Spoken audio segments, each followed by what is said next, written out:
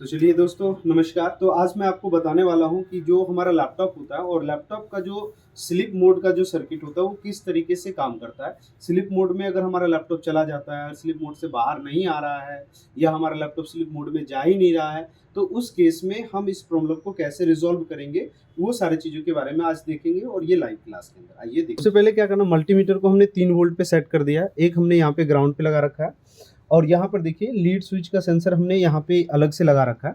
तो यहाँ पर देखेंगे 3 वोल्ट की सप्लाई है, जरा मल्टीमीटर को दिखाएंगे, ये 3 वोल्ट की सप्लाई यहाँ पर दिखेगी आपको 3 वोल्ट। और दूसरा जो यहाँ पर देख पा रहे होंगे ये स्लीप मोड का जो ये आईसी है। तो कई बार क्या होता है कि जब आपका लैपटॉप स्लीप मोड में नहीं जाता है, कहीं आप रिपेयर कराते हैं, तो उस केस में क्या होता है कि इस लाइन को अगर बाईपास कर दिया जाता है तो ये 3 वोल्ट हमेशा ही रहेगा, तो स्लीप मोड में लैपटॉप नहीं जाएगा। फ्लैप बंद भी करोगे तो भी आपका लैपटॉप क्या होगा, स्लीप मोड में नहीं जाएगा। अभी देखो ये एक मैग्नेट है, तो इसके अंदर मैग्नेट होता है और जैसे मैं इसके ऊपर रखता हूँ तो ये लैपटॉप देखेंगे जैसे स्लीप मोड में इस चीज़ों को सेंस करेगा तो मल्टीमीटर की वोल्टेज क्या हो जाएगी, हमारी लो हो जाएगी। पहले इसको अनलॉक कर दें, ठीक है। अब यहाँ से देखिए जैसे हम मैग्नेट को इसके ऊपर लगाएंगे, जहाँ पे पर मैग्नेट होगा हमारा, पहले इस साइड से लेते हैं, है ना।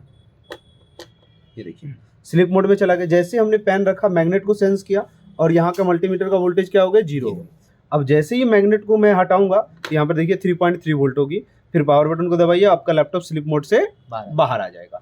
अगर ऐसे केस में स्लीप मोड में जैसे चला गया और बाहर ही नहीं आया, तो इसका मतलब क्या है, ये हमारा जो आईसी है ना 3 वोल्ट की, ये तीन पिन की, ये आईसी काम नहीं कर रहा होता, क्योंकि दोबारा इस पे 3 वोल्ट जनरेट नहीं कर पाता, जिस वजह से हमारा लैपटॉप क्या होता है, दोबारा स्लीप मोड से बाहर नहीं आ पाता। तो उस कंडीशन में हमें लैपटॉप को बंद करके दोबारा ही चालू करना पड़ता है, तभी जा करके ये हमारा प्रॉब्लम सॉल्व होता है।